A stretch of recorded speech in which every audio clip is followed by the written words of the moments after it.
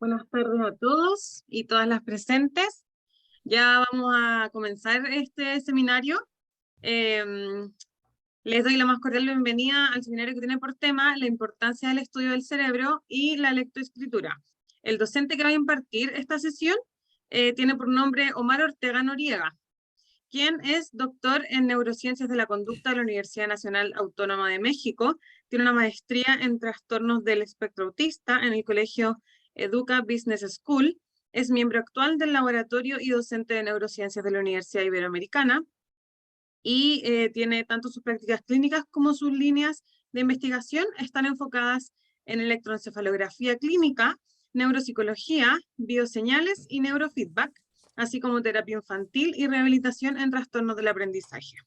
A continuación, vamos a dar inicio a la presentación del docente y una vez que este termine, vamos a realizar un sorteo que será por una beca gratuita para el curso llamado Detección de Problemas del Aprendizaje en Niños a través del dibujo y la escritura, que tendrá sus sesiones en vivo los días 2 y 3 de septiembre.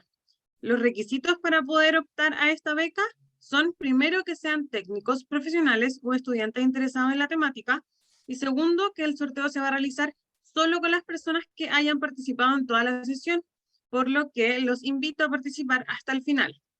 Y así, todas y todos tengan la oportunidad de ganar el cupo que se sorteará.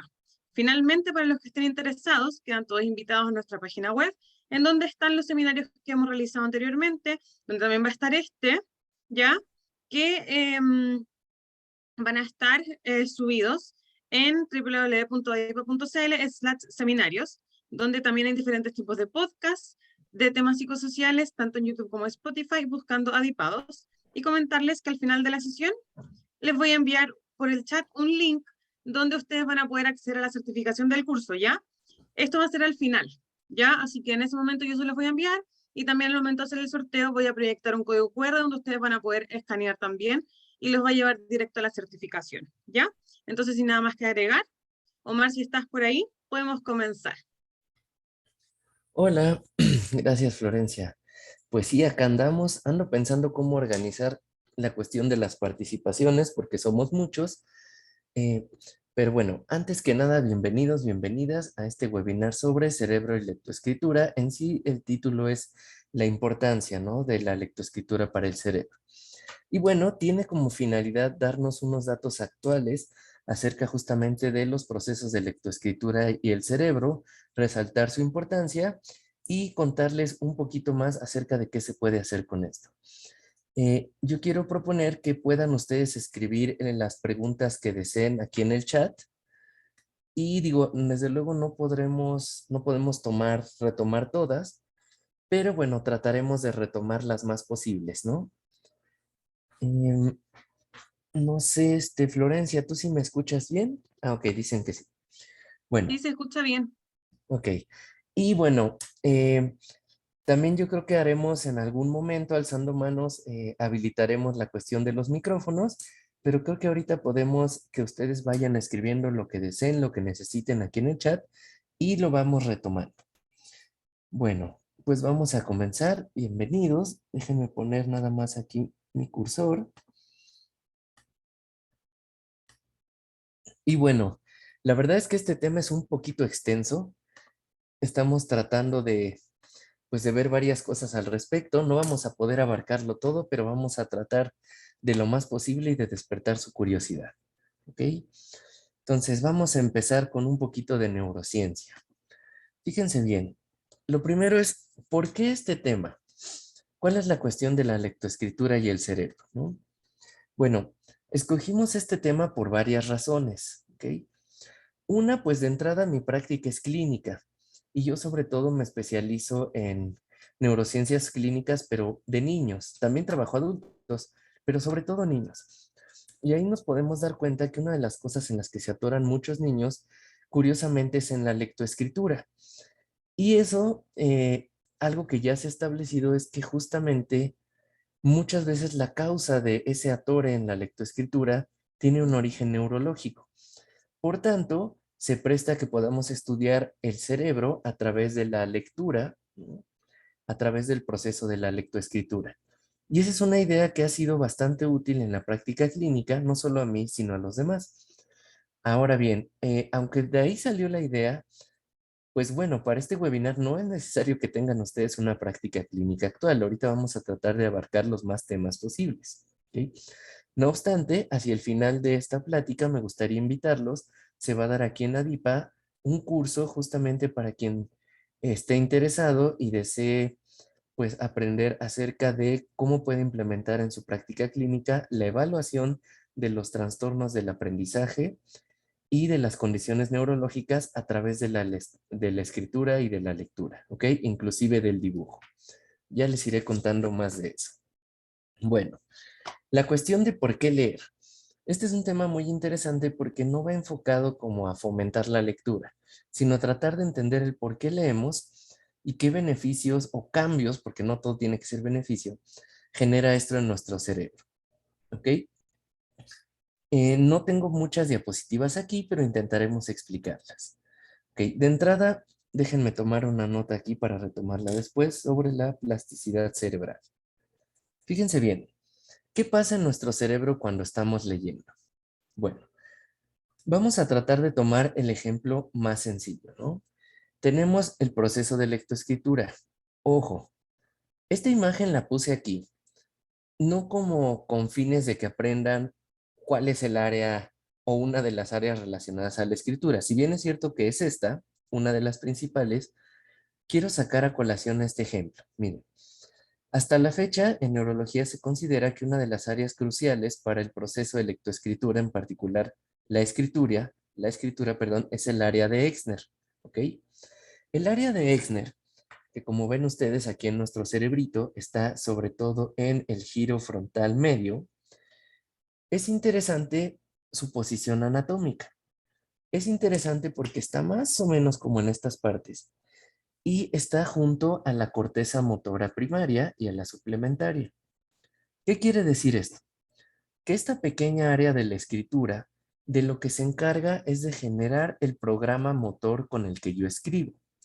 Es decir, lo que se va a encargar de hacer es de alguna manera de traducir las palabras a movimientos de mi mano. ¿Ok? Y ese es un proceso interesante que tiene que hacer el cerebro cuando queremos escribir. No solo es pensar lo que quiero escribir y ver si voy a redactar la ortografía, la sintaxis. Algo que tiene que hacer el cerebro es traducir esto en movimientos de mi mano. En el caso de la mano, esto se considera una melodía cinética, es decir, una serie de movimientos armónicos, sucesivos y alternados que dan como resultado una escritura fluida. Si alguno de ustedes trabaja con niños, sabrá que esto no siempre se logra. A veces los movimientos en la escritura son torpes, uno se atora, y no es tanto porque no sepa qué escribir. A veces es como si las manos lo traicionaran a uno, o uno a veces hasta escribe cosas que no pensaba escribir y dice, ay, chin, me comí una letra o escribí esto de más. Bien, pues algunos de esos errores, porque no todos, ni estamos generalizando, pero algunos pueden tener su origen en una cuestión neuronal. No quiere decir, o no pretendo decir con eso, que si alguno de nosotros comete un error en la escritura, tenga un problema en el cerebro o ya tenga un trastorno ni nada de eso. Pero lo que sí quiero recordarles es que finalmente la escritura, igual que la lectura, son conducta. Y toda conducta viene del cerebro. En realidad el cerebro es el órgano de la conducta. Y justamente eso es interesante porque entonces se estudia no solo en neurología y neurociencias, sino se estudia a través de la psicología, de la pedagogía, porque está relacionado a la conducta de aprendizaje. ¿Ok? Bueno, perdón si divagué un poquito, pero quería llegar a este punto. Fíjense bien, la lectura y la escritura no están solamente en un área. Y justamente ese es el punto al que yo quería llegar con esta diapositiva. Aquí les estoy presentando un área que se considera crítica para el proceso de escritura, pero el hecho de que exista esta área no quiere decir que toda la escritura esté ahí o que solamente funcione con esa área, ¿de acuerdo? El hecho de que exista esta área lo que nos está indicando es que la lectura y la escritura son procesos complejos que requieren del funcionamiento armónico de muchas áreas del cerebro. Esta parte de aquí que les quise mostrar es para ilustrar un concepto que ya no está vigente. Hay que aclarar, el área está vigente. Lo que no está vigente es considerar al cerebro como dividido en centros específicos. Han de saber ustedes que algún tiempo se decía que en el cerebro teníamos el centro del habla, el centro de la memoria, el centro de la lectura, el centro de la escritura, ¿no? Es decir, algunas áreas como estas encargadas específicamente de una sola función. Y entonces, si yo me dañaba esa área, pues de alguna manera alteraba o perdía la función. Eso fue en un principio. En la cuestión de la neurología se consideraba así. Teníamos centros, sobre todo centros corticales para hacer alguna labor, alguna tarea. Posteriormente, se vio que no era así. Si bien es cierto que sí existen estas áreas, la realidad es que estas áreas no están solas, no están aisladas y pueden realizar varias funciones. Por ejemplo, les quise poner aquí un ejemplo. Supónganse que ustedes simplemente van a leer una palabra en la computadora o en un libro. Fíjense bien qué tendría que hacer aquí su cerebro. Voy a tratar de hacer un dibujito aquí. Voy a marcar con la pluma. Espero no me quede muy feo. O creo que lo voy a marcar directo en Zoom. A ver si me queda un poco más bonito. Fíjense bien. ¿Qué tendría que hacer su cerebro para leer? Primero, han de saber ustedes que nosotros no es que absolutamente veamos con los ojos.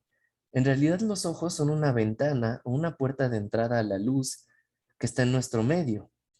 Pero quien realmente le da sentido a lo que vemos es el cerebro.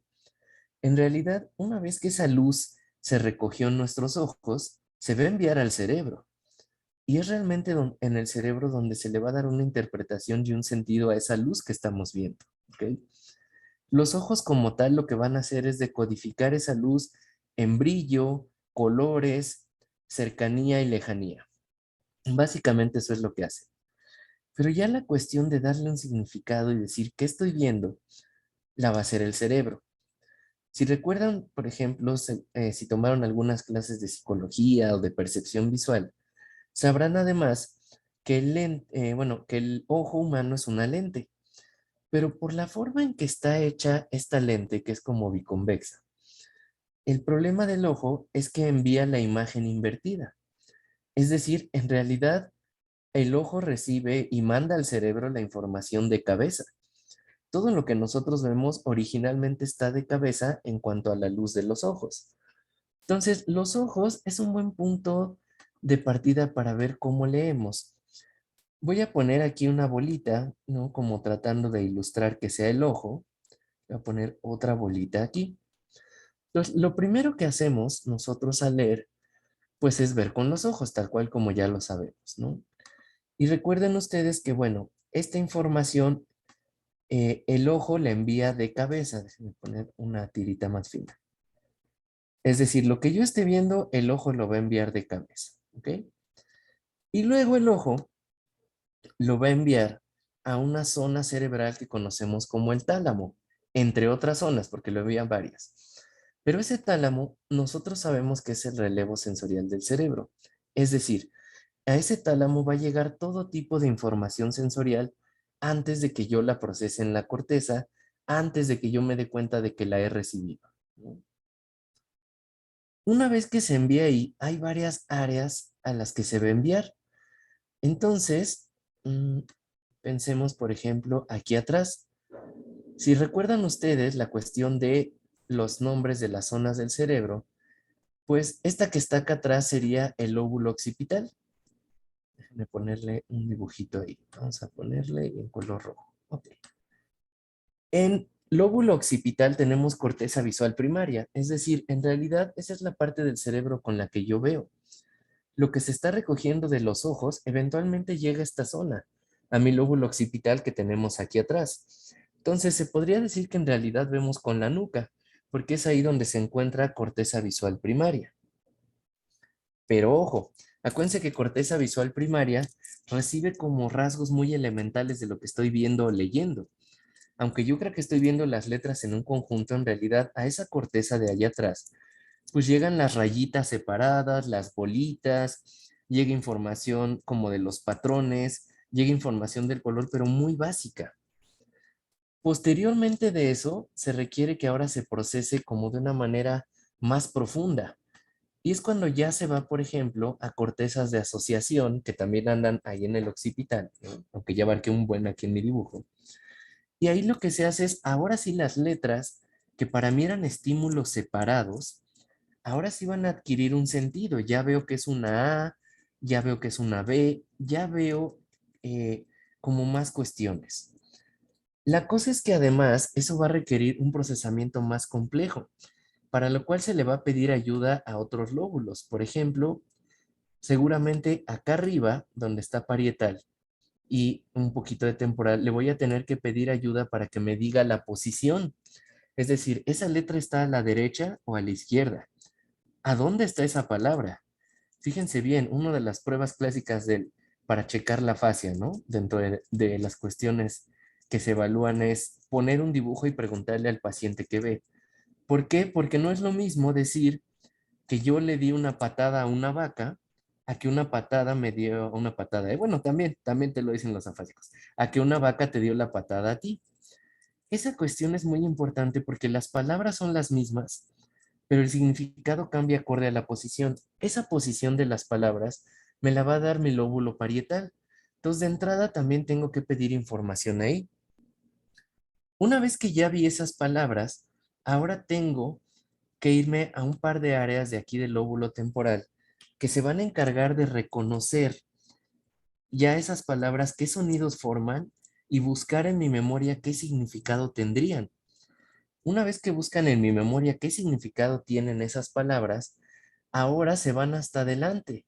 Y es aquí en la parte de adelante, en la corteza prefrontal, donde finalmente va a haber un entendimiento o una abstracción de lo que estoy leyendo. En el inter de esas áreas, ya pasó esa información por otras áreas que están en las partes profundas del cerebro y que no se alcanzan a ver aquí. Y la finalidad de esas áreas, pues es sobre todo que yo esté despierto, darme la posición de lo que estoy viendo, mantener la atención, regular el tono de mi cuello y de los ojos mientras estoy leyendo. Entonces, más que agobiarlos aquí con una clase de neuroanatomía, pues lo que quiero mostrarles es que la lectoescritura, y en este caso solo usamos lectura para este ejemplo, es un proceso muy complejo que involucra muchas áreas cerebrales. Entonces tiene bastante sentido pensar que a través de evaluar la lectoescritura podamos obtener información del funcionamiento cerebral, justamente si estamos viendo como la gran cantidad de áreas que involucra. Y esa es la idea como de esta parte. Fíjense bien, tenemos varias áreas. La cosa es que aquí hay que darle un sentido. Bueno, y si están todas esas áreas conectadas, pues entonces ya no tengo un centro de la lectura. Lo que tengo ahora es lo que proponía Luria, un sistema funcional complejo. Tengo todo un sistema lector que en realidad está formado por varias áreas que cada una cumple una función específica en este eslabón, pero que cuando se suman me dan por resultado una función superior. ¿Qué función? En este caso la lectura, pero lo mismo es para la escritura, para el lenguaje. Tenemos sistemas funcionales complejos que son áreas que trabajan en armonía para crear una función. Esa es una de las cosas que, gracias a Dios, me estaba acordando, pues enseñan en materias como teoría computacional de la mente. O sea, finalmente, si ustedes conocen esta terminología actual de la nube, el cloud computing, en realidad de lo que trata es esto, o sea, varios servidores que están haciendo funciones específicas logran crear ciertas funciones, ciertos espacios y ciertos archivos, pero solo cuando se juntan. Es lo mismo con el cerebro. Una de estas áreas aisladas o no sincronizada no me crearía la función. Esta función de la lectura se crea cuando todas estas áreas trabajan en armonía con un tipo de información. Pues como ven, el cerebro es parecido en cierta forma a la computadora, ¿no? En cuanto a cómo funciona.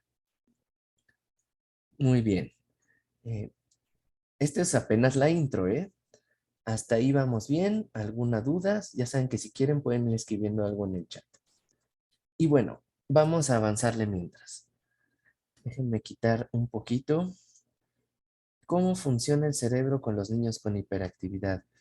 Perdonen, no entiendo bien esa pregunta. Si quiere quien la puso en el chat, especifíqueme más, porque me sonó a que quieren ver cómo es el cerebro de los niños con TDA y está muy bien, pero de eso no es este webinar. De hecho, tiene poquito que dimos un curso específico del cerebro y el TDA.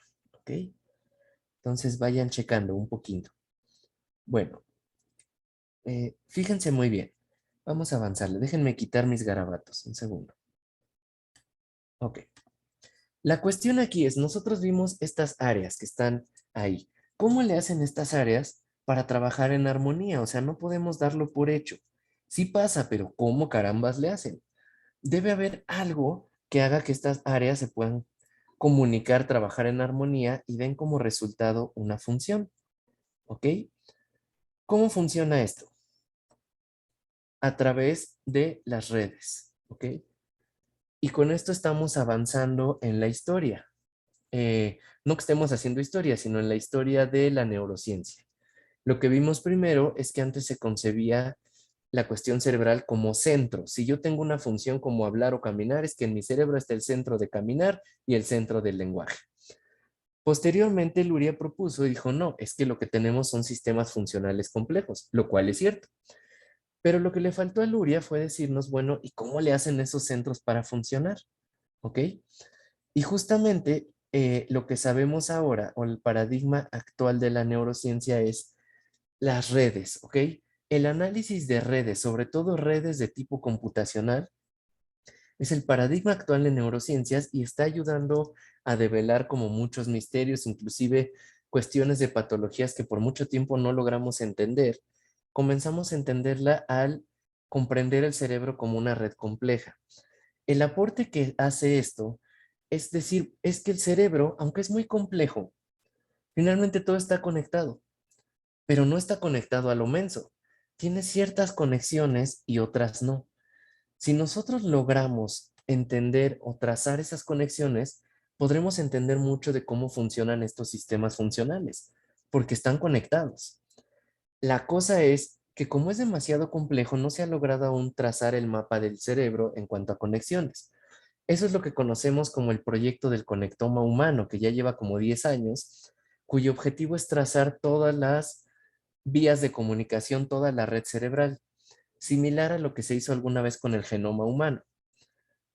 La ventaja de esto es que aunque el cerebro es muy complejo, el cerebro funciona muy similar, como les decía, a una computadora. Perdonen, me voy a parar tantito porque en las clases acostumbro a andar caminando en el salón. No los quiero marear, pero es vieja costumbre. Bueno, si el cerebro funciona como una computadora, es fácil entender la red.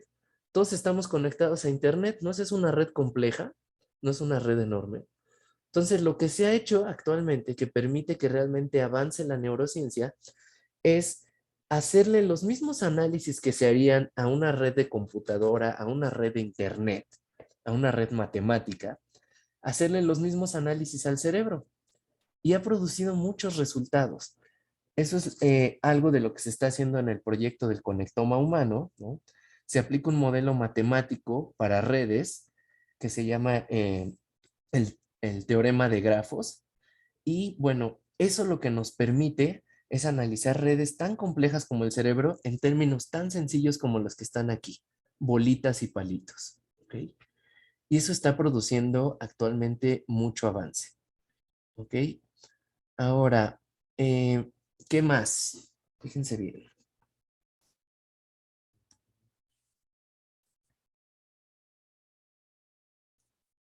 Ándenles.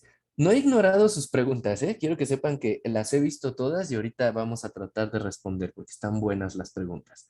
Solo déjenme avanzar un poquito y ahorita vamos con ello, pero sigan escribiendo. Ok. Eh, ¿Qué pasa con esto? Para entender esta cuestión de las redes en el cerebro hay que entender la conectividad, ¿ok? Creo que todos entendemos qué es la conectividad en la medida en que usamos internet o el celular. sabemos que la conectividad pues es la capacidad de estar conectado con algo, ¿no? ¿Y qué significa estar conectado? Significa estar en comunicación dinámica, en comunicación interactiva con algo. Eso es estar conectado. No tendría sentido tener el celular y conectarlo si no voy a hablar con nadie. Es una comunicación dinámica e interactiva. Lo mismo pasa en el cerebro, ¿ok? Con todos los cableados que tenemos. Tal vez ahorita revisemos esa parte del cableado, ¿ok? Ahora bien, sí, no se preocupen, ahorita respondemos esas. Fíjense bien, ¿qué es lo que se ha visto respecto a esto? La conectividad en el cerebro. Nosotros la podemos medir y sacarle números, ¿no? Todo lo que hacemos para medir es ponerle número a algo. Pero eso nos ayuda a entender en qué grado una cosa está alta y en qué grado está baja. La cuestión de la conectividad en el cerebro es muy compleja porque no podemos afirmar que debe estar muy alta o muy baja. No es algo lineal como decir entre mayor conectividad mejor o entre menor peor. No funciona así. De hecho, se ha visto que hay trastornos de conectividad. Actualmente el autismo, por ejemplo, se considera un trastorno de conectividad. Entonces, tener mucha conectividad no siempre es bueno, así como tener poca tampoco. ¿Cuál es la cuestión entonces? Fíjense aquí. Algo respecto al tema. Vean, les traje la portada de este artículo del 2017. Y este bello artículo lo que hizo fue estudiar la conectividad cerebral de niños y ver si había alguna relación con la lectura y o con el tiempo que pasan en pantalla, sobre todo en redes sociales y cosas así. Y es muy interesante, ¿no? Porque nos dice que la conectividad cerebral se incrementa en proporción a cuánto leen, ¿ok? Y que parece que esa conectividad decrementa en proporción a cuánto tiempo pasan en las pantallas y en los juegos los niños. Ahora bien, aclararles de nuevo, eso no quiere decir que tener más conectividad de algo sea necesariamente bueno o tener menos sea malo. Aquí no lo está relacionando con una patología, ¿no? No está diciendo es bueno o es malo, solo nos está mostrando los cambios que hay en el cerebro. Lo que podemos decir nosotros de aquí es que efectivamente hay cambios en el cerebro ligados al proceso de lectoescritura, en este caso de lectura. Y es muy lógico, porque finalmente el proceso de lectura involucra muchos aspectos cerebrales, muchos que nosotros conocemos, pero de entrada sabemos que la lectura es una forma de aprendizaje. Todo aprendizaje ocurre en el cerebro. Cuando yo digo que aprendí algo, quiere decir que se modificó algo en mi cerebro. Eso es aprendizaje. ¿Ok? Y justo de eso quiero hablarles ahorita. Déjenme ponerles aquí, antes de continuar déjenme ponerles aquí esta parte que quiero que no se me vaya, justo de la plasticidad cerebral y el aprendizaje. Es muy rápida, ¿ok? A ver. No es otro tema, lo que pasa es que así le puse para la clase, pero miren. ¿Qué es lo que está aquí? ¿Y qué tiene que ver con lo que acabamos de decir? Porque eso es lo que quiero ejemplificar. Lo que acabamos de ver es que va a haber cambios en nuestro cerebro, o eso decía el artículo, en este caso en proporción al tiempo que pasamos leyendo, o eso decía de los niños. Y que también va a haber cambios entonces en proporción al tiempo que pasan en las pantallas. ¿Cómo se dan esos cambios? Lo primero que tenemos que entender nosotros es que todo cambio en el cerebro involucra plasticidad cerebral. ¿Ok? De hecho, nosotros le llamamos así, ¿no? Plasticidad cerebral a esa capacidad del cerebro de modificarse acorde a la experiencia de vida de la persona. Nuestro cerebro no es estático, nuestro cerebro es dinámico y se va modificando inclusive físicamente acorde a las cosas que yo estoy viviendo. Una de esas modificaciones físicas ocurre, ahí va de nuevo, ocurre al nivel de las neuronas. Es decir, las células que integran el cerebro y que por tanto forman la vida mental, se van a modificar acorde a la experiencia y en este caso al aprendizaje. Lo que les quiero ilustrar aquí, nada más que no sé por qué no me dejó compartir bien, entonces denme un segundo, le voy a volver a dar compartir porque no me sale el menú que les quería enseñar. Un momentito. Aquí estamos ahora sí. Fíjense bien, aquí voy a poner la lupa. ¿Qué es esta cosa que estamos viendo aquí? ¿Ok? La primer patita que vemos ahí, que parece una copa azul, como un cáliz, lo que estamos viendo es una neurona, ¿ok? Estamos viendo una sinapsis, estamos viendo una neurona que se va a comunicar con otra. La de arriba es otra. Se están comunicando, ¿ok? La azul que tiene chochitos es una, la de abajo que parece una copa es otra. ¿Qué es lo que nos dice que pasa en el cerebro cuando hay aprendizaje? Esto es muy interesante. Lo que está pasando en la otra, en la que parece que tiene una nariz y tiene dos cosas azules abajo de los chochitos, es que ahí está comenzando a dividirse. Si ven, por eso tiene como un piquito ahí. Está de alguna manera como picando a la de arriba al mismo tiempo que se divide a sí misma. ¿Ok? Lo que les quiero decir con esto es que el aprendizaje genera cambios físicos en nuestro cerebro. En este caso, lo que va a ocurrir al final es que esa unión, ¿no? Esa sinapsis, no solo se va a quedar como una sinapsis, a veces se logra dividir de manera que entonces ahora me da como resultado dos sinapsis, ¿ok? Se puede dividir acorde al aprendizaje. ¿Cómo queda esto?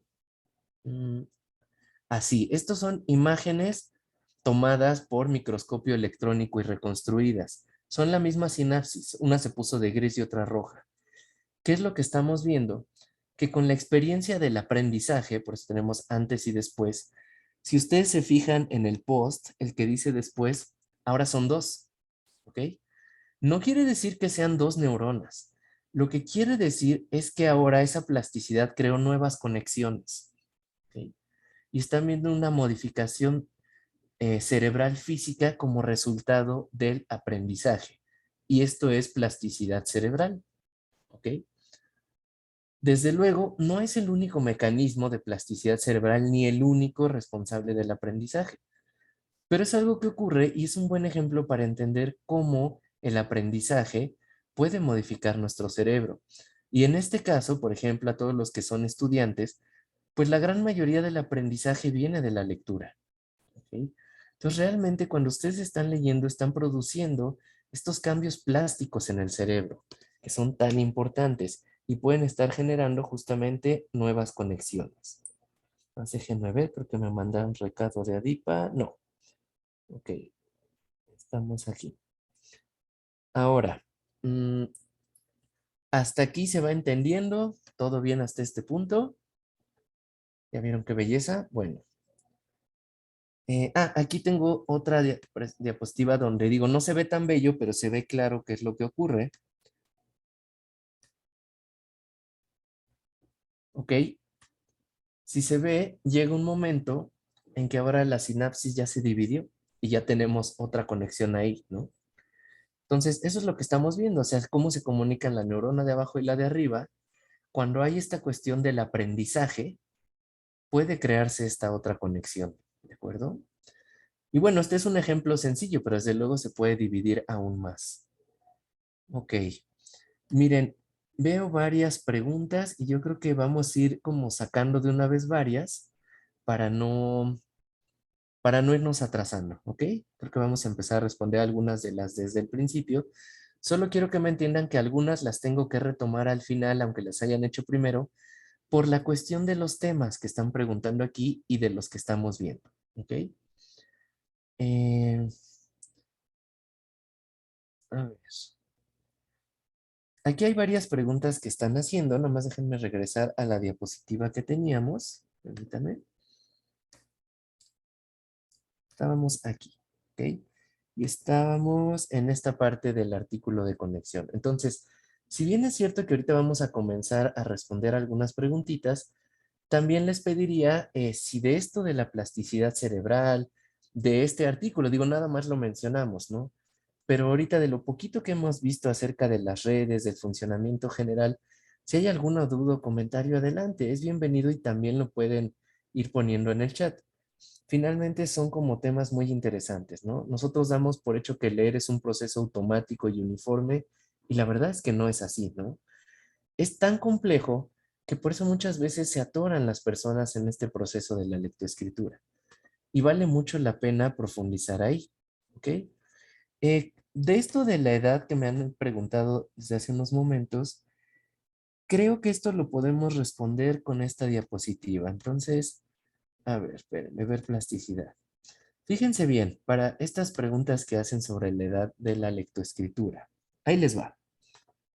Lo que estoy poniendo aquí son unos requisitos básicos para que el niño esté en condiciones de adquirir la lectoescritura, ¿ok?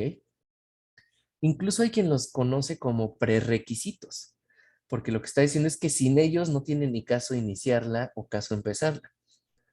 Y esto es algo muy interesante porque quien trabaje con niños se va a dar cuenta que muchas veces el problema no es un trastorno como dislexia o disgrafía. A veces el problema de que el niño no lee bien o no escribe bien no es el clásico trastorno de aprendizaje donde el niño lo hace mal. Es más bien una cuestión de que el niño nunca lo adquirió bien y no es lo mismo. No es lo mismo si yo adquirí la lectoescritura y de todas maneras lo hago mal, a que si yo lo estoy haciendo mal porque ni siquiera lo pude adquirir bien. Es un proceso complejo y diferente. Y depende, la distinción entre ambos depende de estas capacidades. Para que yo pueda hablar de esos trastornos de aprendizaje, yo debería primero haber cumplido con estos requisitos. El primer requisito es la percepción visual, pero la percepción visual no se refiere meramente a decir veo. Si se acuerdan ustedes, hay diferencia entre percepción y sensación. La sensación es veo, pero el poder darle un sentido e interpretar lo que veo, eso es una percepción. Y ese es un proceso complejo que se va desarrollando. ¿Ok? De igual manera está la cuestión de la motricidad. Si yo le voy a pedir al niño que escriba, debe ya de poder tener el desarrollo suficiente y la madurez motriz o motora para poder escribir. Ustedes saben que el tipo de motricidad más compleja que hay es la motricidad fina, ¿ok? Que quería ver si por aquí tenía mi lapicito, así lo tengo. ¿Cuál es la motricidad fina? Pues justo la que uso para escribir. El poner los dedos así y el coordinarlos de forma precisa para escribir, al igual que como agarro un alfiler. Esa es la motricidad fina y es de las últimas motricidades que se desarrolla y madura. Por tanto, no tiene sentido pedirle antes al niño que escriba, más sí irlo preparando para ello. La comprensión y la abstracción.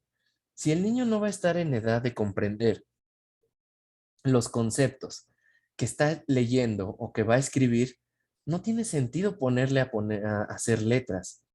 Miren, hay un debate aquí interesante, seguramente lo preguntarán. Bueno, es que ya están las computadoras, todo es digital, ¿no? Y más con la pandemia y el fin del mundo, ¿no? La cosa es, ¿funciona igual en el cerebro si el niño escribe en la compu que a mano? Obviamente no, ¿ok? Para que el niño pueda madurar todas estas áreas que vimos y le dé un sentido a lo que ve, el niño primero debería de aprender a escribir a mano. Ya si después para facilitarse la vida lo va a hacer en la compu, está bien, pero hasta que el niño no ha interiorizado estas habilidades que se requieren para la lectoescritura, en específico para la escritura a mano, no tiene sentido ponerle un teclado. Hay quien te dice, pues es que sí lo hace, sí, claro que lo hace, es muy sencillo apretar un botón. Pues si escribe su nombre, sí, no lo dudo. Pero de eso a que el niño ya tenga un proceso maduro de lectoescritura, entonces hay mucha diferencia. Y el otro problema con la computadora es que si yo solamente le estoy poniendo eso, pues sí, tenemos tecnología muy buena y los celulares, todo es digital ahora, mucha tecnología, está muy bien. Nos es útil y nos fue útil ahora con la pandemia. Pero el problema es que hasta ahorita, la más maravillosa de las tecnologías, en cuanto se va la luz o se acaba la pila, se acabó. ¿No? No podemos entonces nosotros formar a niños que no tengan la capacidad de plasmar sus ideas en escritura. Vamos a empezar con las cosas que van preguntando, ¿ok? Pero bueno, lo que les quería decir con esto es que el niño no va a poder leer y escribir bien a menos que tenga ya la maduración o la madurez neurológica para hacer esto. Si el niño no tiene esa madurez aún, no tiene sentido que lo esté forzando. Lo puedo preparar, que es diferente. ¿Cuál es la cuestión aquí? Fíjense bien. Déjenme ver si eso viene en esta diapositiva que sigue. A ver. Sí. Generalmente, y por esto de lo que me preguntan, la edad ideal para que un niño adquiera la lectoescritura es a partir de los 6 años. Entre los 6 y los 7 años es la edad en que el niño adquiere la lectoescritura. ¿Ok? Tiene una razón de ser esta edad. No es un capricho, no es un consenso que digan, pues porque nos gustó el 6. No. Tiene que ver justamente con los procesos de maduración neuronal, ¿ok? Los procesos de madurez neurológica. ¿Y qué es lo que se ha visto? Se ha visto que independientemente del crecimiento intrauterino del cerebro, una vez que ya nacemos, ustedes saben que aunque la cabeza no cambia tanto de tamaño, el cerebro se va a ir seguir desarrollando. Y esos cambios a veces son a nivel microscópico, es decir, a nivel celular. ¿Qué cambios? Pues como los que veíamos, más conexiones, a veces son menos conexiones, a veces hay que perder conexiones. La cuestión de la sustancia blanca y la sustancia gris, ¿no? Todas esas cuestiones, porfa, no pinten en el Zoom, ahorita lo borramos. Bueno, todas estas cuestiones de la sustancia blanca y la sustancia gris tienen que ver con los procesos madurativos. Entonces, se ha visto que hay grandes cambios y cambios cerebrales muy importantes, sobre todo entre los 6 y los 7 años, ¿ok? Es una edad en que se da, por un lado, se da poda sináptica, es decir, hay varias conexiones que ya no se usan, que van a morir. Por otro lado, se generan nuevas conexiones y por otro lado, se alcanza la madurez suficiente en varias funciones, incluyendo la cuestión de la motricidad fina, las nociones derecha e izquierda, la visoespacialidad y muchas otras funciones que son un requisito para poder tener una correcta lectoescritura, ¿de acuerdo? Eh, ok. Ahora, ¿qué es lo que ocurre aquí? Y ahorita lo debatiremos. Que la mayoría de las escuelas desde hace un par de años está exigiendo la lectoescritura a partir de los 5, ¿ok? Incluso hay niños que te lo venden como que con esa escuela paga más colegiatura y te lo hago genio y entonces la meto a los 4, ¿no? Y aquí hay todo un debate, porque parece ser que el niño sí aprende, porque finalmente está chico, pero el problema es que no siempre aprende bien, porque aún no está en la madurez, entonces pues lo puedes forzar y probablemente va a aprender. Incluso puede que lo aprenda bien. La cosa es que tú estás ahí correteando procesos contra su biología, ¿ok? Entonces, todo esto tiene una razón de ser y aquí hay otro gran problema, ¿ok?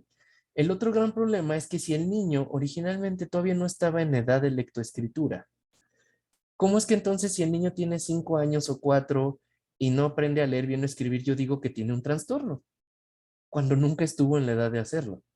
Por eso es que también se recomienda en los criterios diagnósticos comenzar a pensar en trastornos de aprendizaje más o menos a partir de esta edad, porque a partir de esta edad es cuando ya hay una o empieza a haber una consolidación del lenguaje escrito, no antes. Antes pues hay riesgos, hay cosas que te pueden predecir de hay que ir interviniendo, pero no es que como tal antes debiéramos diagnosticar ya que es un problema, ¿ok? No sé si hasta aquí vamos bien. Voy a tratar ahora sí de comenzar a retomar algunas de las cosas, porque finalmente este es un seminario, ¿no? No una clase, entonces no hay que darle tanto esquema de clase. Por cierto, digo, ya saben, tengo que hacer el comercial a quien le interese, a quien guste. Está por darse el curso de detección de trastornos del aprendizaje a través de la escritura, lectura y dibujo, ¿ok? Todo con bases neurológicas. Ese lo voy a dar el día 2 y 3 de septiembre, o sea, ya mero, aquí en Adipa, para que sí, ahí van pidiendo informes, se van inscribiendo en Adipa. Y ese sí es curso extenso, ahí nos vamos a colgar de todo lo habido y por haber. Bueno, voy a empezar con algunas de las cosas que pusieron. Miren, lo que preguntaban al principio sobre la cuestión de los niños con hiperactividad, el proceso es el mismo para todos los cerebros. El problema ahí es que las conexiones no. Entonces, justamente como hay cambios relacionados a los trastornos, es que aunque el proceso sea el mismo, no siempre se va a alcanzar bien. Entonces, hay dificultades específicas en la lectoescritura que tienen los niños con TDA. Para más información, justamente en el curso vamos a hablar de eso. Luego, la cuestión de las clases virtuales. Efectivamente, esa es otra dificultad que tenemos ahorita. Muchas de lo que está viendo ahorita como trastorno del aprendizaje, pues más que trastorno del aprendizaje es que no hubo una correcta adquisición por la cuestión de la pandemia y las clases virtuales. Entonces, pues si bien es difícil pensarlo como trastorno de aprendizaje, igual hay que intervenir porque igual el problema está ahí, ¿no? Nada más que en esta cuestión, pues muchas veces la causa está siendo justo esto de la pandemia. Eh, Déjenme subir y vamos a tratar de retomar algunas, espérenme. Eh, ¿Cómo podríamos introducir el proceso de lectoescritura en niños con discapacidad? Eso es todo un método de rehabilitación. Hay muchos, pero ello escapa al alcance de este seminario. No obstante, si desean, aparte de que ya hay algunos en ADIPA, tal vez después abramos uno, porque no se puede generalizar, debe ser personalizado y acorde a la discapacidad. No obstante, ya hay muchos métodos. Déjenme ver, esto que preguntan, esto es muy interesante. Aquí hay como tres cuestiones interesantes, fíjense bien. La cuestión de la letra manuscrita o script, ¿ok? Eh, es todo un tema de debate porque los grafólogos te dicen que la letra manuscrita, que es la que antes se usaba, emocionalmente conlleva a cambios mejores y que justamente por estar en la letra script es que las personas ya no somos asertivas. Yo no me meto aquí con eso porque mi tema no es la grafología. Lo que les puedo decir es a nivel cerebral, ¿no? Y debo decir que no es que un tipo sea mejor que otro. Quizá la razón por la que se está metiendo tanto la cuestión de la letra script es porque este tipo de letra es la que está en las computadoras, en los celulares, en los medios. Y es una letra práctica y fácil de hacer. Y aclaro que yo no estoy recomendando ni una ni otra, ni estoy a favor ni de una ni otra. Pero lo que sí les puedo decir es que, y eso es cierto, la gran mayoría de los trastornos de la escritura ocurren en letra script. En letra manuscrita casi no hay o casi no van a toparse niños que escriban en manuscrita con trastornos de aprendizaje. Se van a topar como por cada 10 trastornos de escritura que pues, unos 7 u 8 son con letra script. Entonces parece ser que de alguna manera sí abundan más los trastornos en el tipo de letra que no es manuscrita. No obstante, igual que lo que decían aquí, yo no considero que sea correcto imponerle a nadie ningún tipo de letra. ¿Ok? Porque no se trata de eso, se trata de tener aprendizaje. ¿Qué más? Espérenme, que estoy tratando de retomarlas como las fueron poniendo, pero cada vez que bajo se me sube aquí. Entonces tengo que volver a subir. La clase de, o lo que preguntaban del ser ambidiestro. Ese es otro tema que procuraremos meter también en el curso, ¿ok? Pero algo que podemos decir aquí es que el ser ambidiestro no necesariamente es mejor, ¿ok? De hecho, el consenso neuropsicológico es que el ambidextrismo total no existe. Es decir, siempre, aun si dices, puedo usar ambas manos, está bien, pero siempre le va a asignar alguna mano más calidad a alguna tarea que otra. Y el punto de ser ambidiestro es hacerlo bien con ambas manos, no el hacerlo mal con ambas. Muchas veces los problemas o los trastornos de aprendizaje están relacionados con una lateralidad no definida. Entonces, no quiere decir que sea bueno o malo, pero a veces la cuestión de ser ambidiestro que se piensa que es como tan potenciado como para tener más capacidades, no lo es. Y a veces es un problema de lateralidad no definida que puede repercutir en trastornos de aprendizaje. No obstante, no es una regla. Sí vi la mano alzada, pero no sé si me quieran esperar o escribirlo aquí. Pero espérenme. Eh, a ver. No escucho, no escucho. Ok, ya se subió esto otra vez. Adquirir habilidades, sí.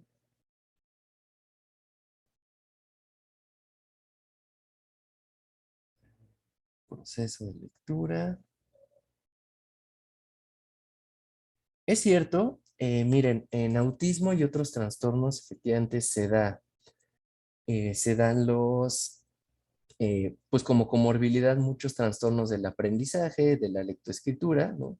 Se da por diferentes causas, ¿no? Diferentes variantes. Eh, Efectivamente, es una comorbilidad muy común de muchos trastornos del neurodesarrollo, pues son los trastornos del aprendizaje, ¿no? Entre ellos, pues los más comunes de lectoescritura. Em,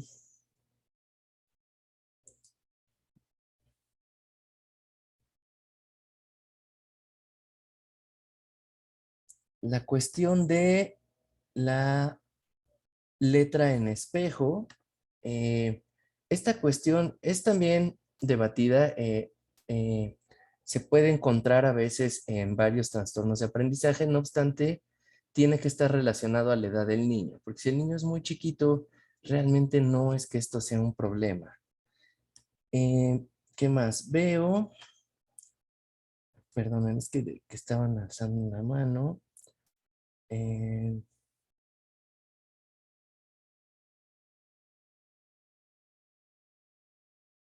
Eh, bueno, estoy viendo lo que pone el Centro de Neuropsicopedagogía, que el diagnóstico de disgrafia motriz está obsoleto. Es cierto, es cierto.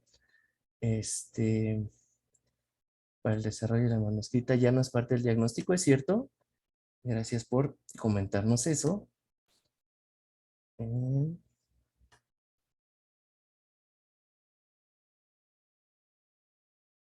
¿Qué tan afectada se encuentra el desarrollo de la lectoescritura en un niño con trastorno del desarrollo del lenguaje? Eh, Hay una relación, porque obviamente la idea de la lectoescritura, sobre todo de la escritura, es plasmar el lenguaje, por lo menos en papel, ¿no?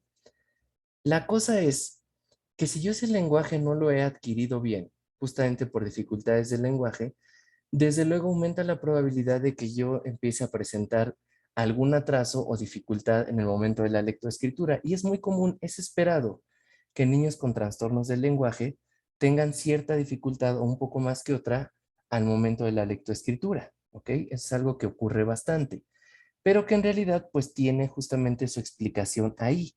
Muchos niños, aunque parece que escriben bien, lo que les falla a veces es la comprensión del lenguaje.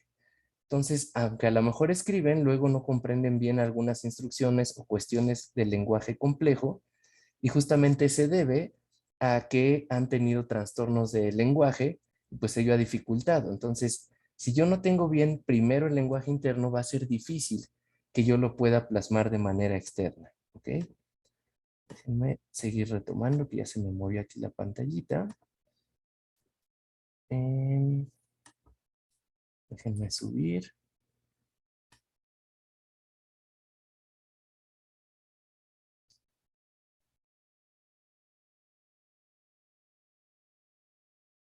Mm, Si la madurez y la conectividad neuronal se generan al mismo tiempo, no es que se generen al mismo tiempo, una es parte de la otra. Es decir, para poder decir que hay una madurez neurológica, va a haber muchos cambios, tanto anatómicos como funcionales.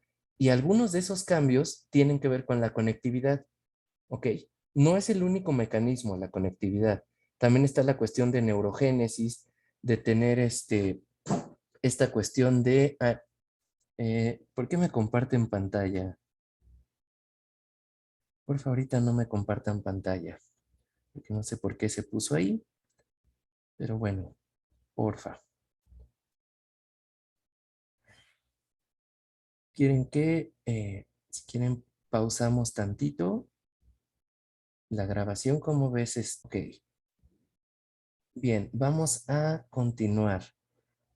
Ya se me fue. Estábamos hablando de la madurez y la conectividad. Entonces, hay varios procesos que involucran la cuestión de la maduración neurológica. La cuestión de las conexiones es uno. Entonces, más bien yo para poder hablar de la madurez neurológica, pues incluyo la parte de la conectividad, ¿ok? Pero no todo cambio va a implicar necesariamente una madurez. Incluso pues hay cambios en la cuestión de las patologías, ¿no? Puede haber ciertos cambios que no sean como para la cuestión de la maduración neurológica. Permítanme aquí, estoy cargando una ventana en lo que seguimos con Entre más lees, más pronto te mueres, no para nada. Em, mm,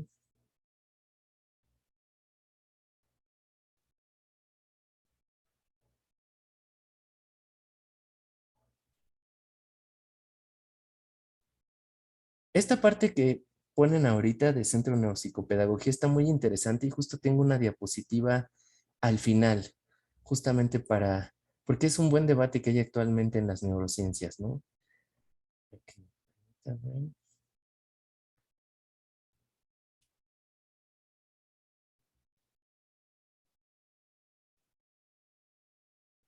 Ok, bueno, justamente por esta cuestión, como para aclarar unos puntos, eh, justamente por esta cuestión de que eh, se requieren como todos estos requisitos para la lectoescritura, algo que si se dedican a niños o a problemas de aprendizaje, saben, es que curiosamente, pensemos o no que hay estos requisitos, aún si decimos, bueno, no es necesaria la cuestión de la motricidad o la motricidad fina, es muy curioso, porque aunque a lo mejor lo pensemos, al momento en que aplicamos nuestros programas correctivos, le entramos por esos aspectos.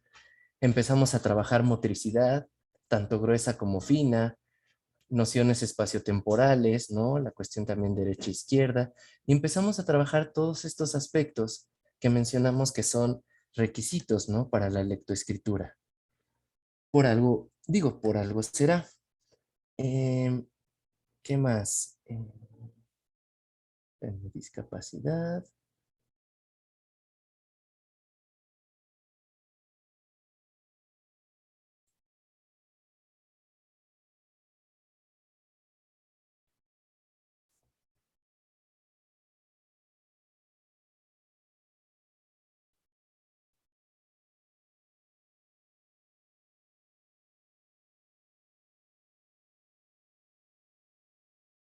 Esta está buena. De las neuronas, si se gastan de tanto leer o si se mantienen flojas por no leer. No es ni una ni otra. En el cerebro, más bien acuérdense lo que pasa. En el cerebro, si yo estoy utilizando constantemente cierta función, acabamos de ver que se dan cambios plásticos. Y esos cambios plásticos pueden involucrar tanto generar nuevas conexiones como perder algunas para que se dé esa función. Eso es el aprendizaje. No obstante, nosotros sabemos también que conexiones que no se estén empleando más se pierden, ¿ok? Eso es una poda sináptica. Entonces, aunque la poda sináptica en general es un proceso como biológicamente programado. Entonces, leer desde luego genera más aprendizaje y todo aprendizaje estimula el cerebro. No sé si podría nuestra anfitriona checar ahí por qué se están compartiendo pantalla de los demás, si no está como bien nuestra configuración ahí, para evitar, ¿no? Lo que esté pasando ahorita, que creo que ahora sin querer Paola Bello nos está compartiendo su pantalla. Entonces, Paola, si puedes, déjanos de compartir y bueno, le encargamos a los de Adipa que nos ayuden. Mientras, de esto que están preguntando, de la cuestión de los niños prematuros, sí, es común, ¿no? Eh, que podemos observar un aumento de algunos trastornos del neurodesarrollo en niños prematuros, incluyendo los de aprendizaje. No obstante, eh, se necesitan como más factores, no es algo lineal, ¿no? No es una ley, son factores de riesgo que te pueden de alguna manera justamente aumentar las probabilidades, ¿no? De que te atrases en algo, de que puedas tener algún problema. Veo alzada la mano hasta ahorita de Centro de Neuropsicología. No sé si deseen hablar, a ver, les voy a poner aquí a ver si se puede. Pues ya le apreté, pero creo que no. Déjame ver si le aprieto acá. Según yo ya les mandé. Hola, ¿se Hola, escucha? ¿ya se pudo? Sí. Es que como que no se oía. Adelante, adelante. Sí, sí, estoy con un internet satelital que a veces queda desfasado en un par de segundos. Así pasa, Eh, cuéntenos. lo que queríamos acotar eran tres cositas, precisar. Lo primero es que no estamos de acuerdo con lo que tú planteas respecto a las dificultades dependiendo del tipo de letra. que hay más trastornos de aprendizaje utilizando la letra script. No es lo que plantea la evidencia en neurociencia cognitiva, primero. Segundo, los trastornos de aprendizaje se dividen en lectura y escritura, tienen sus propios circuitos, ¿sí? Y efectivamente, en el caso de hablar de escritura desde los aspectos caligráficos o motores, es un modelo muy obsoleto, no está considerado dentro del paradigma cognitivo identificar una dificultad de aprendizaje a partir del desarrollo de patrones escritos en los niños. ¿Sí? La escritura se entiende como un proceso cognitivo de alto nivel que tiene que ver con la ideación, la planificación del mensaje escrito. Y que de hecho, por eso países desarrollados como por ejemplo Finlandia y Portugal han sacado de su política educativa el enseñar o exigir, en este caso, la escritura manuscrita. Nosotros somos un centro dedicado a investigación en neurociencia cognitiva, en los trastornos del neurodesarrollo, y la verdad es que participamos en estos cursos porque mi misión, soy directora académica del centro, es reclutar profes que puedan ser parte de nuestro equipo. Nos llama mucho la atención este webinar o seminario que tenían planteado, pero sí creo que para hablar de lectura y escritura hay que, digamos, precisar algunas cosas que puede generar mucha confusión, sobre todo si hay profesionales del ámbito de la educación. Decir que ojalá se diera un espacio de debate técnico, Omar, porque tenemos algunas diferencias respecto a la evidencia que tú planteas, no estamos de acuerdo en algunas de las ideas que has planteado. Sí nos parece interesante hablar este tema, como te digo, desde la base de la neurociencia cognitiva, relacionada con el proceso de aprendizaje de la lectura y de la escritura. Solo eso queríamos aportar. Nos gustaría acceder a tu correíto para tener la posibilidad de contactarte y ver cuáles son tus referencias en el sentido, cuáles son los referentes, cuáles son las investigaciones a las que tú apelas, porque nosotros somos muy cuidadosos de ese trabajo, ¿sí? De que las prácticas o en este caso la información que se entrega, que se referencie, que nos digas, mira, estos son los autores, aquí yo respaldo todo esto que les estoy comentando, para nosotros también poder aprender y para poder actualizar también nuestros conocimientos. Entonces te agradecería si pudieses compartir también estas referencias de autores en los que tú basas todo este trabajo que estás haciendo de exposición. Eso nada más, Omar, muchas gracias. De nada, y gracias por esa opinión. Ahorita vamos con Carla, porque se nos empieza a agotar un poquito el tiempo. Bueno, de eso nada más decir, quizá es una dificultad ahí más bien de comprensión. A lo que yo voy, y es lo que hay que aclarar y lo que les decía, el curso es detección, el que estoy ofreciendo. Es una detección de trastornos, más no un diagnóstico. Justo viene en el nombre del curso y les decía, les aclaré, no se puede diagnosticar un trastorno de aprendizaje viendo la letra. Se puede detectar y de ahí se hace una exploración, porque al ser el cerebro justamente un sistema complejo, pues ya podemos nosotros darnos cuenta por dónde va la cosa. Justo les decía, es algo que se puede incorporar como una herramienta, ¿no? Pero efectivamente nunca se dijo que fuera para detección. De hecho, de esto no es ahorita es un webinar acerca de la importancia, ¿no? Del cerebro y la lectura. Desde luego, si alguien ya domina estos temas, pues quizá está de más que esté entrando a estos webinars, quizá deba pues ofrecer, ¿no? Aquí mismo en Adipa los cursos y con eso pues todos nos podremos enterar. Lo que yo les comentaba de la cuestión de las letras, ¿no? Ya sea manuscrita o script, aclaro y lo aclaré en el momento, no es una causa. Yo les dije, bueno, es que no estoy diciendo que la letra cause, yo hasta les dije, hay grafólogos que afirman esto, yo no lo afirmo. Yo lo que les dije es lo que se ve más en pacientes. Es decir, si a ti te traen 9 o 10 pacientes que tengan algún trastorno de lectoescritura, lo más probable es que de esos, más de la mitad estén escribiendo en letra script y no en manuscrita. Más les aclaré, no es una causa, ¿no? No podemos decir, hay gente que afirma eso, yo no, yo les decía, yo les puedo decir lo que sabemos, ¿no? A cuestión del cerebro, pues de luego la letra no es la causa, ¿no? porque efectivamente, como estamos viendo, pues hay procesos madurativos que se tienen que tener para la cuestión del cerebro, ¿no? Y bueno, también lo que les decía, finalmente, pues el abordaje de los trastornos de aprendizaje es integral. Entonces, pues finalmente, aunque decimos, bueno, es que la motricidad no tiene que ver, pues tan tiene que ver que al momento de trabajar, de dar rehabilitación de un paciente, en los métodos neuropsicológicos trabajamos motricidad, ¿no? Inclusive es algo que nos menciona, por ejemplo, nos menciona hace unos días uno de los autores más importantes del mundo, que es Portellano, ¿no? Y con él tomamos el curso de la cuestión de la lateralidad. Entonces, quizás solo fue una cuestión ahí de que no se entendió, pero bueno, está muy bien, ¿no? Así podemos ir aclarando y que no se vayan como con cosas que no. La duda que tengo aquí con nuestra anfitriona es si tengo que dejar un espacio ahorita para el concurso, ¿no? Para el curso, o si ya eh, puedo continuar con las preguntas. Entonces, nada más denme un segundo y mientras voy retomando unas en lo que nuestra anfitriona nos da esa información. Y oigan, esto es una cosa profesional, no se enojen, todo bien.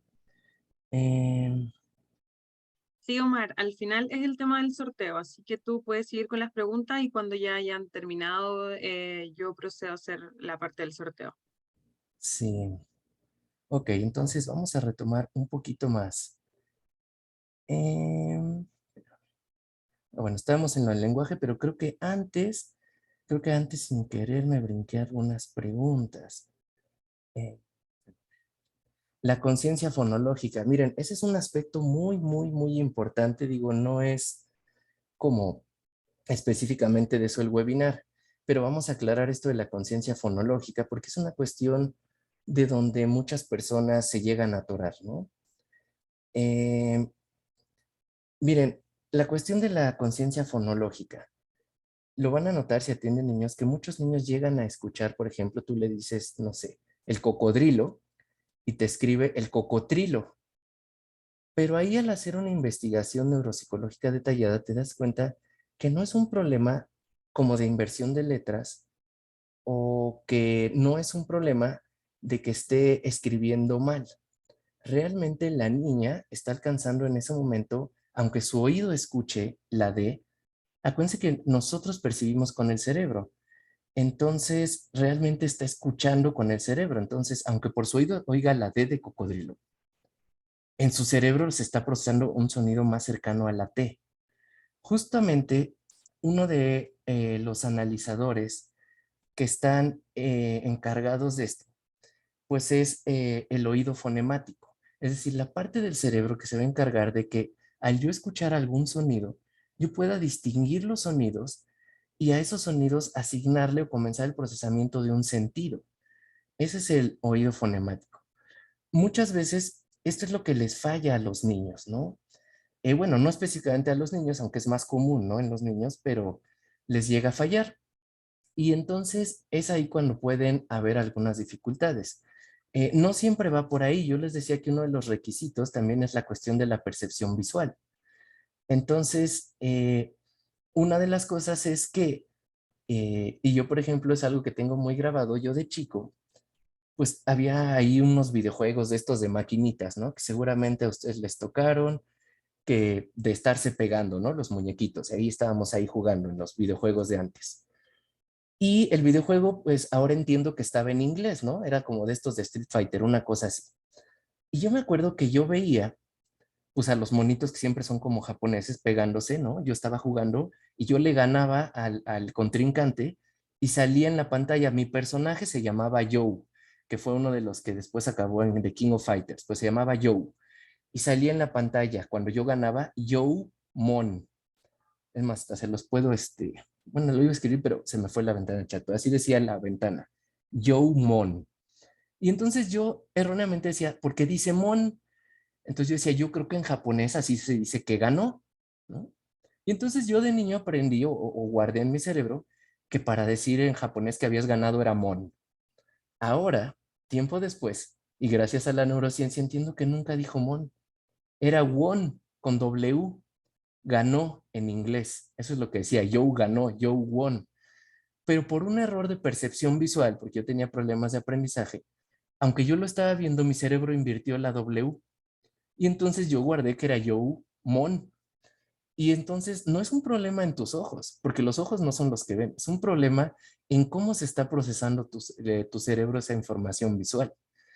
Entonces, eso es lo que les pasa a muchos de estos niños. Precisamente por eso vale la pena y por eso los invito a estas cuestiones de poder analizar la lectoescritura, los dibujos y toda esta cuestión, porque haciendo una técnica que es el análisis de errores, ¿no? Y esta técnica se sigue usando actualmente en neuropsicología, podemos nosotros ubicar cuál es probablemente el mecanismo responsable de este problema de aprendizaje que está teniendo el niño.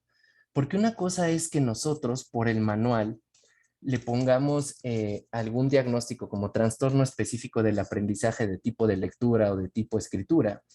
Y otra cosa es que podamos afirmar que en todos los niños que tengan ese diagnóstico el mecanismo subyacente es el mismo. No es así. Como estamos viendo, puede ser un problema de motricidad, puede ser un problema de percepción visual, puede ser un problema de oído fonemático y te van a dar como resultados trastornos del aprendizaje que a lo mejor entran dentro de una misma categoría. Lo importante para nosotros, para poder trabajar con estos niños, es distinguir esos mecanismos que son los que están alterados y entonces poder intervenir desde ahí, ¿ok? Déjenme ver si hay más preguntitas aquí para irlas retomando y si no, para decirle a nuestra anfitriona que nos haga el bello sorteo, ¿no? Sí, sí, cierto, ¿eh? Eso también es cierto, qué bueno que lo mencionan. Una dificultad que está habiendo también con el lenguaje, y por eso lo menciono, porque lo dijeron aquí, y es muy cierto, pues es que por la pandemia, por las mascarillas y por la falta de socialización, también el lenguaje se comenzó a atrasar en niños chicos. Ahora bien, si el lenguaje se empieza a atrasar, también se va a ir atrasando la lectoescritura. No sé allá en Chile, pero aquí en México, en algunas escuelas, porque no en todas, en algunas, pues de plano, a debate, pero lo que se hizo fue que, bueno, sí se dieron sus clases en línea, pero ahorita, al momento en que ya están retomando, se está partiendo de cero, como que esas clases fueron de chocolate y hay que tratar de nivelarlos y empezar otra vez, porque ahí no podríamos pensar que tienen un trastorno en el aprendizaje. O sea, no es que esté mal su lectoescritura, es que no la han podido adquirir, ¿no? Completamente. Entonces, eso es algo de lo que se está haciendo aquí, ¿ok? Y pues bueno, creo que de lo que les iba a decir hoy por esta parte sería todo. Entonces, no sé si nos quiera nuestra anfitriona proceder al sorteo. A ver, de una vez leo, nada más antes para que esa duda no se vaya. Sí, no porque haya mayor conectividad quiere decir que sea mejor. Les voy a decir por qué. Ahí les va. El cerebro tiene como conexiones muy precisas, ¿ok? Entonces, el cerebro no está conectado todo contra todo. Por ejemplo, no quiere decir que esta área tenga que estar súper conectada con esta otra de acá. Acuérdense que, por ejemplo, cada hemisferio tiene ciertas funciones. Y si bien es cierto que el cerebro trabaja en un todo, en un conjunto armonioso, pues los hemisferios tienden a estar especializados en funciones. Por lo tanto, no es necesario que ambos hemisferios hagan lo mismo. No es necesario que haya una conexión absoluta o que se comparta la misma actividad entre ambos hemisferios. Ese es un ejemplo. Entonces, para algunas funciones diarias, no conviene que esté hiperconectado. Conviene que haya diferencia en lo que está haciendo un lugar y otro para que pueda trabajar en armonía. Cuando no hay esta diferenciación, cuando hay una hiperconectividad, puede haber dificultades, ¿ok? A eso nos referíamos. Ahora sí, a nuestra anfitriona de Adipa, si anda por aquí. Digo, si se quedaron picados y gustan aprender más, métanse al curso, ahí discutimos todo lo que quieran. Ahora sí, Florencia, adelante. Bueno, agradecerles a todos por la participación, a Omar por este excelente seminario y todos los que queden interesados, como dijo Omar, quedan muy invitados a el curso que se va a sortear. Ya voy a compartir mi pantalla, me avisan si se ve, por favor. Ahí está, ¿la pueden ver? el sorteo en un lado y el QR en el otro? Si alguien me puede hablar, porfa. Yo sí lo veo. Súper. Entonces, chicos, vamos con el sorteo que está en este lado de acá. Les pido que me puedan ayudar en el chat, preguntando si es que está la persona, para hacerlo un poquito más rápido, ¿ya? Xnextly Farfán. ¿Alguien lo puede buscar, porfa? Si es que estás por ahí, si puede abrir el micrófono. Chicos, ¿están? ¿Hay alguien por ahí que me ayude? ¿Quiénes son los que ganaron, perdón? Inés y Farfán, déjame ver si lo Sí, encontramos sí aquí. lo pueden buscar. A Por... ver, déjame buscar aquí en la lista, dame un segundo. Bueno, esperemos se haya puesto igual, ¿no? Porque si no vamos a tener dificultad. Sí, No lo encuentro aquí, déjame teclear Farfán. no está, me dicen. Yo no lo Ya, encuentro. vamos a poner un suplente entonces, a ver el siguiente. Yanis Dayana Ortiz, ¿estará por ahí? Sí, que alce la manita. Sí, que abra el micrófono. Voy a Ya. ver el... Tengo Yandy Bizama, pero no es la misma. No, no Creo es que, la misma. creo que no está. Ah, ya, vamos a cambiar. Entonces voy a pegarles en el chat el link, chicos. Perdón. Ahora va. Ese es el link, si alguien lo puede ir copiando y para que no vaya corriendo tanto por los mensajes de ustedes, para que todos puedan acceder a la certificación. Rubén Orlando Enrique Sepúlveda, ¿estarás por ahí? Creo que tampoco, no lo veo. Tampoco. La verdad es que hay muchísimos inscritos y no Sí, es que tantos. son más de 300 o algo así, entonces. Sí, ya vamos con un siguiente entonces. Chicos, si ven su nombre al tiro, hablen o levanten la mano, por favor. Valentina González, Creo que hay ¿estará? Valentina, pero no es. No es Valentina González. No. Ya vamos. En el que sigue. Carolina Gallardo Muñoz, A ver, Carolina Gallardo Muñoz. Aquí dice que sí está. Le estoy mandando solicitud para que para que abra el desbloquee su micrófono. micrófono. Déjame ver si. Ya, No. Eh, estará a, por ahí. a ver, Carolina. le mando otra. Carolina, si estás ahí, activa tu micrófono o escribe aquí en el chat. Ahí Ok. está. Listo. Carolina Gallardo Muñoz. Súper, eres la ganadora del sorteo. Así que muchas felicidades. Te va a llegar, te van a contactar por tu correo electrónico para poder hacer efectivo tu premio y vas a estar entonces en el curso que va a dar Omar el día 2 y 3 de septiembre. ¿Ya? Ok. Listo. Así que bueno, chicos, eso es todo por mi parte. No sé si Omar quiere decir algo más. No, pues muchas gracias por haber estado aquí. Espero haberles despertado curiosidad, que esa es la idea, picarlos con las neurociencias y nos vemos en el curso, ¿de acuerdo? Que estén muy bien. Hasta Listo, muy buenas luego. noches a todos. Muchas gracias, Omar, y ojalá verlos en algún próximo seminario que estamos dando siempre, seminarios gratuitos. Así que les recuerdo que todos estos seminarios quedan grabados en la página de ADIPA por si están interesados en algún otro tema.